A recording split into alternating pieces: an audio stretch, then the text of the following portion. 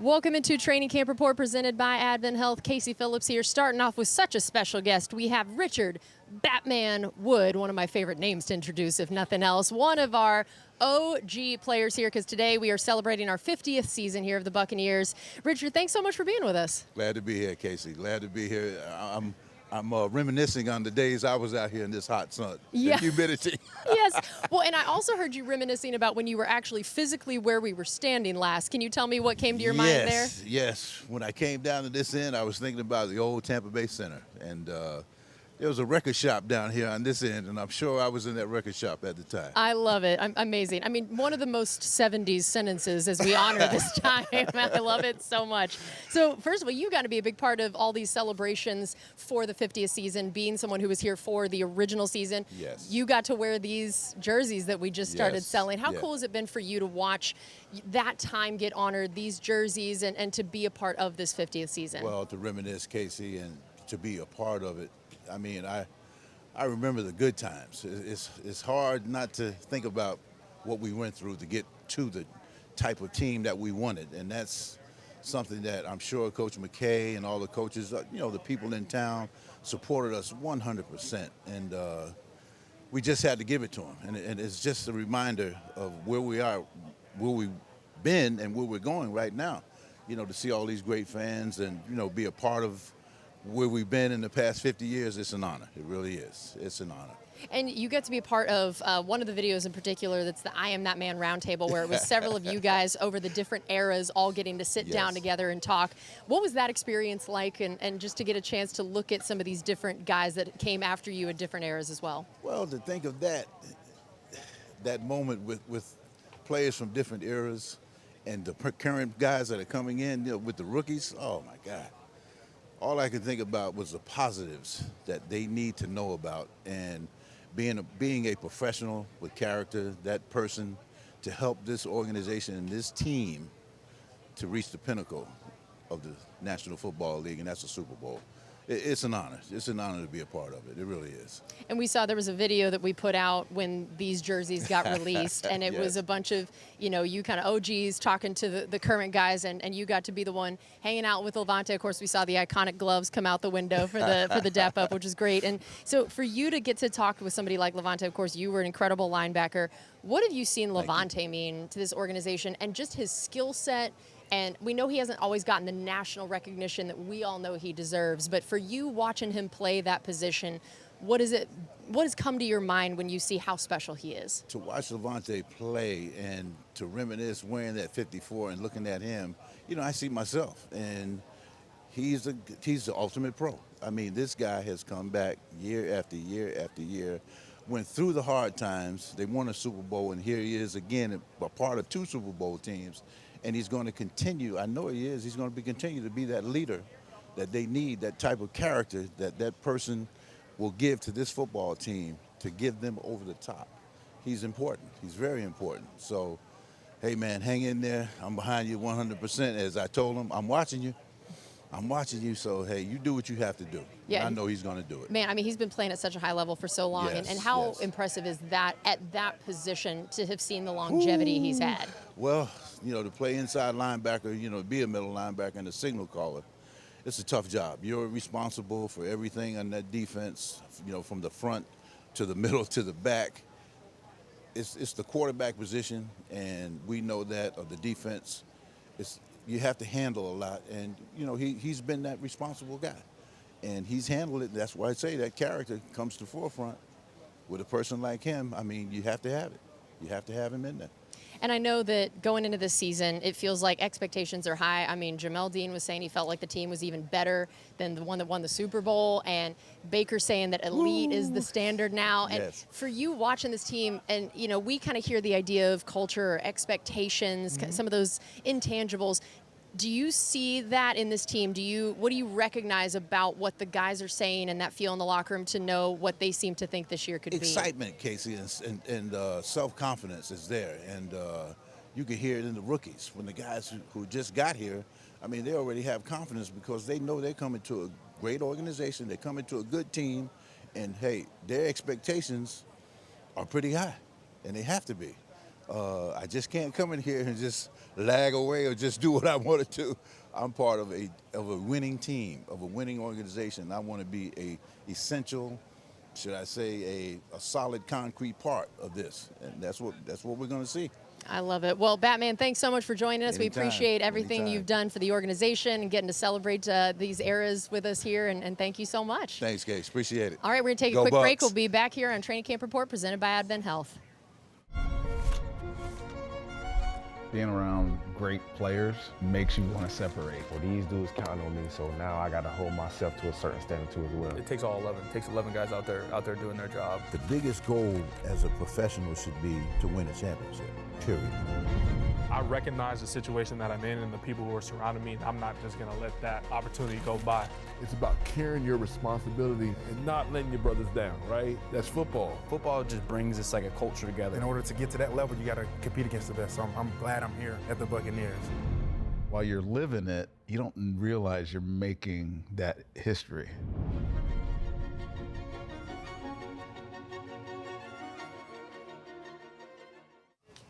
Welcome back into Training Camp Report presented by Advent Health. Casey Phillips here, now joined by senior writer and editor Scott Smith. So cool to have Batman Wood on to kick off the show. I mean, again, today is celebrating our 50 seasons here at training camp, and so cool to have somebody on that actually was one of the few to wear these jerseys.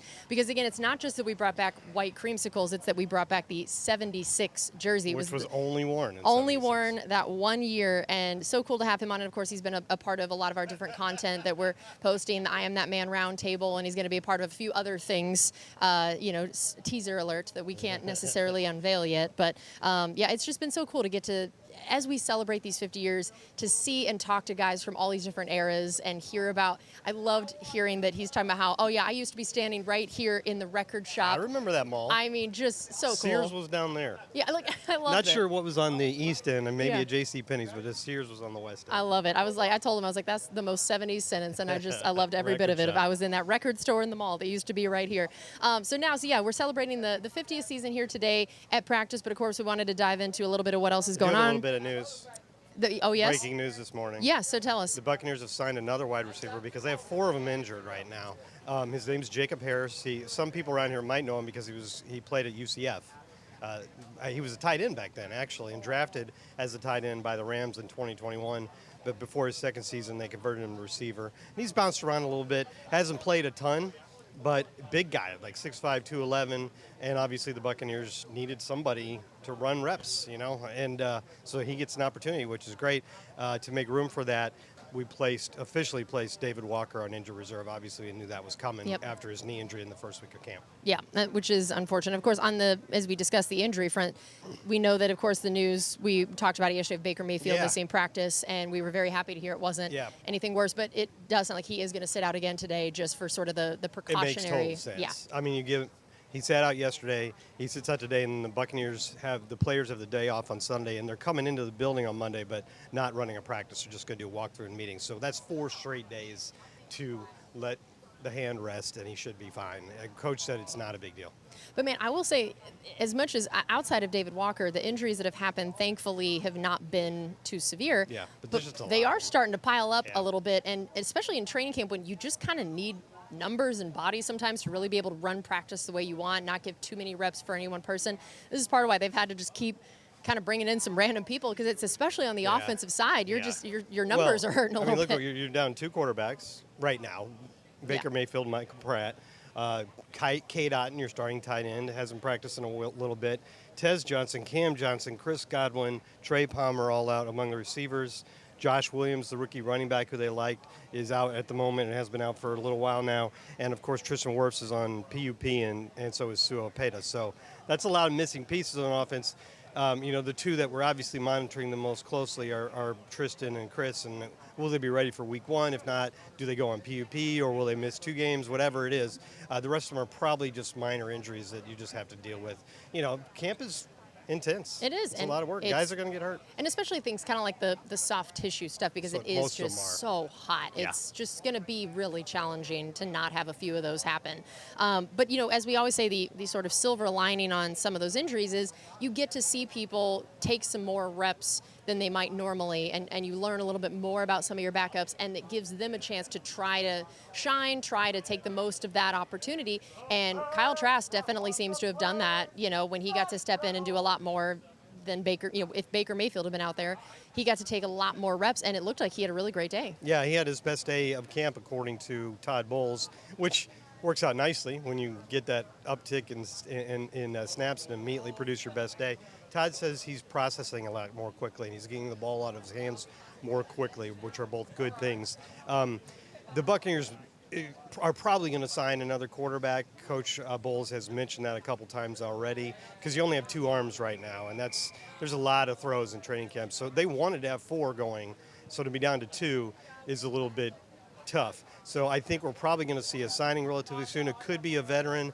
I don't think if they bring in a veteran, it's to compete with Trask for the number 2 job. I think they feel good about him, and he's firmly entrenched as number 2. But they could bring in a guy who has some veteran experience, because your other guy thrown around is Connor Bazelak, who's an undrafted free agent. So a little veteran experience wouldn't be the worst thing in the world. Would not be the worst, yeah, for sure. And, as we talked a bit about the running backs, we've had a few injuries around there as well, of having to bring in a few guys. But, Rachaad White has looked really great. And, of course, running backs, it's so hard to tell during camp because every run is a touchdown. Basically, no one's getting tackled. So, every run is a breakaway touchdown. But Rachaad White looks like he is playing, at a little bit maybe leaner weight. And it'll be interesting to see what that does to his style of play, to his quickness, his speed, and just kind of what he could look like this year. Yeah, he says he's waking up and measuring every morning, and it's 211 or 212, and that's what he wants to play at. Apparently that's slimmed down.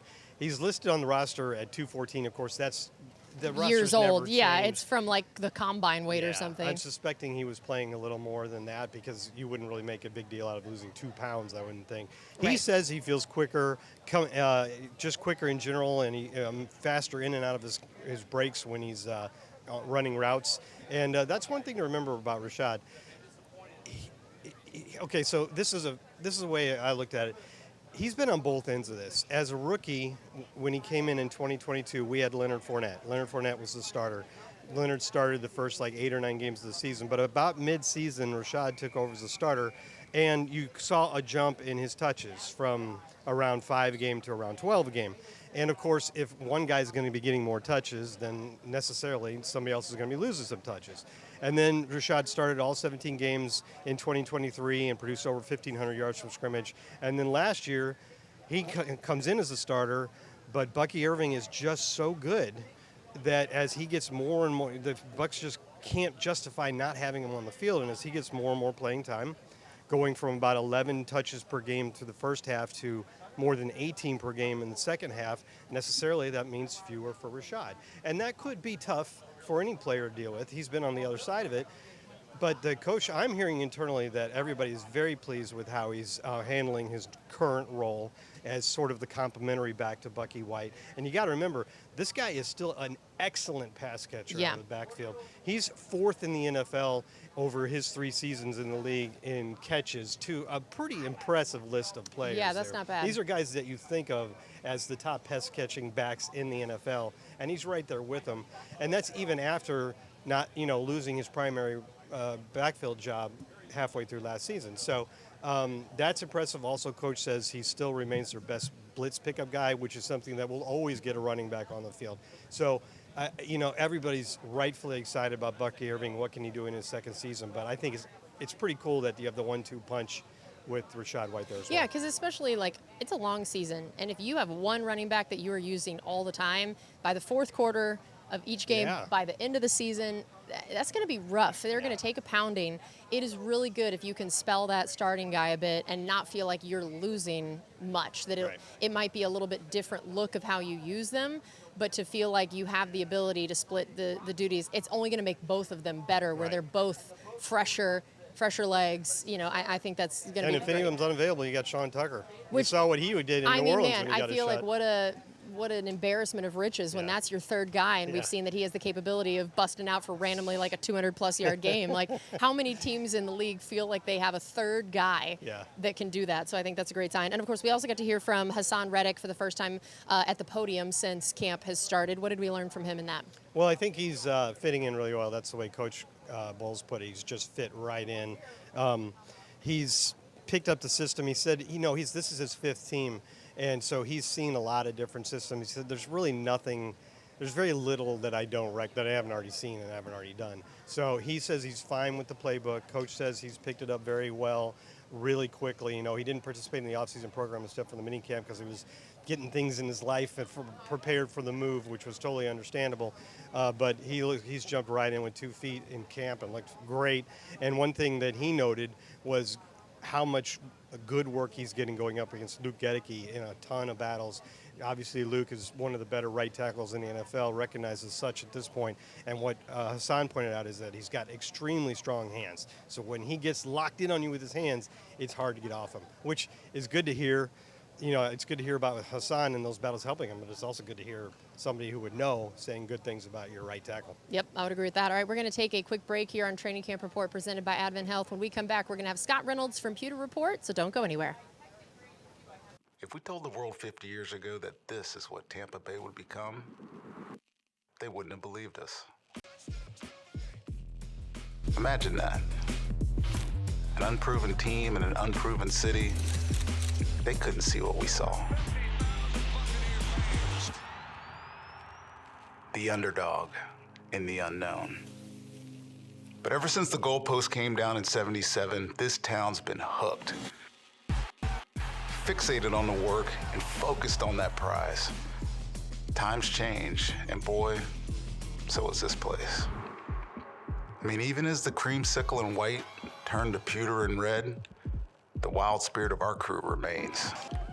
Take a look at the last 5 decades, where the incredible has accomplished the impossible.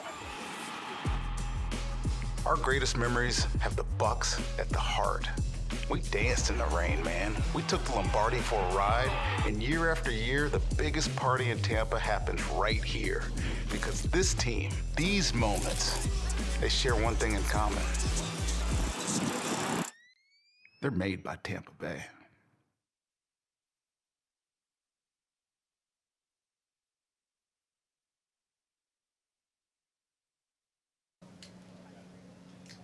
Welcome back into Training Camp Report presented by Advent Health. Casey Phillips here, now joined by Pewter Report's Scott Reynolds. Scott, thanks for joining us. Of course, Casey. How are you doing this morning? Doing great, man. Great. It's our celebrating our 50th season out here today. And we got to have Batman Wood on earlier, and I'm getting to rock the original That's awesome. 76 jersey. So a lot to celebrate out here in man, camp. I mean, we're in the dog days of camp right now. Yes. It feels like we have been doing this for a while. Yes. And but man, haven't gotten to do the joint practices or preseason games yet. So we're in that kind of interesting middle point. I want to hear from you. What are the things you feel like you've really noticed or gotten to learn out here at camp so far to this point? I'm a defensive-minded guy. I love defense, always have. Started covering the Buccaneers in 1995 with a couple guys you may be familiar with, Derek Brooks and Warren Sapp. I think I've heard of them, yeah. They walked in the room the same time I did, and so I've always had the gravitational pull towards the defensive side.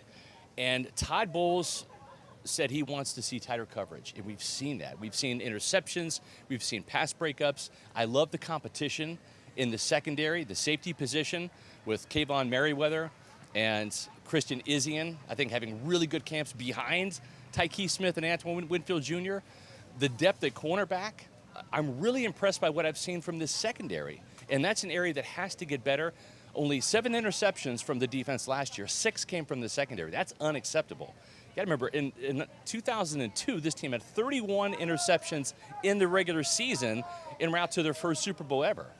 They're not going to have to get 31 interceptions, but you got to at least double that interception total. 14, 15, 16, that is a number that will get this team into the playoffs and far. And Casey, I like what I've seen so far from the scheme, no more cushion on the outside, tighter man coverage, tighter coverage in zone, and just more talent with guys like Bryce Hall back on the squad, and Kendall Vildor, and not to mention Jacob Parrish and Benjamin Morrison. Yeah, there's a lot of depth at that position, which that's Scott Smith's favorite thing in the world. Yeah. He always talks about you can never have too much cornerback depth, That's and I right. feel like this is maybe one of the first years in a long time where we have felt really good Yes. about that depth, which is so important.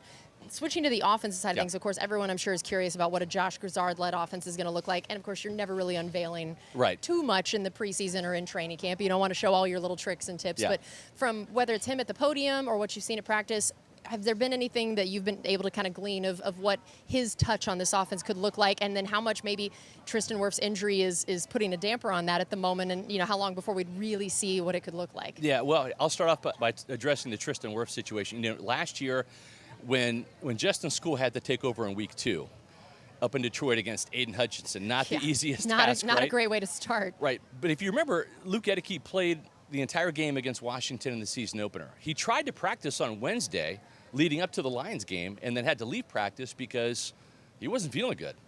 So the on-ramp for Justin School was literally a couple days, and then he was thrust into that starting lineup as the swing tackle at right tackle for Luke Edeke. Now, with Tristan Wirfs being out, the silver lining in all of this is Charlie Heck, who's a newcomer, has had the entire offseason as that on-ramp, right? And it's the OTAs, it's the mandatory minicamp, it's every day in training camp, it's these preseason games. He'll have the opportunity to gel with Ben Bredeson, to know how deep Baker Mayfield likes to set with those pass drops. And that's beneficial. And also, we're going to see in these preseason games how much help Charlie Heck's going to need. I thought Justin School did a really good job filling in for Tristan last year for that Giants game and even the 49ers game when he had to come off the bench. And then certainly in those games after that Lions game, he really settled in at right tackle for Gedeke. So how can Charlie Heck really improve? We know that Josh Grizzard wants to go a little bit more vertical, have a little bit more intermediate passes than short, and a little bit more deep passes than intermediate. Not a whole bunch, because, hey, why try to fix something that wasn't broke? But you have to evolve or die. You have to adapt or be slain in the NFL on both sides of the ball. So you can't just run the same Liam Cohen playbook out there this year and expect the same results. Defenses are going to have the entire offseason to catch on, especially when you have the entire starting ensemble from the Buccaneers, not to mention a couple of new receivers thrown into the mix. Should this offense go with those deeper shots with Charlie Heck? Or are we putting Baker Mayfield in harm's way? Do we need to save those deeper shots for when Tristan Wirfs gets back?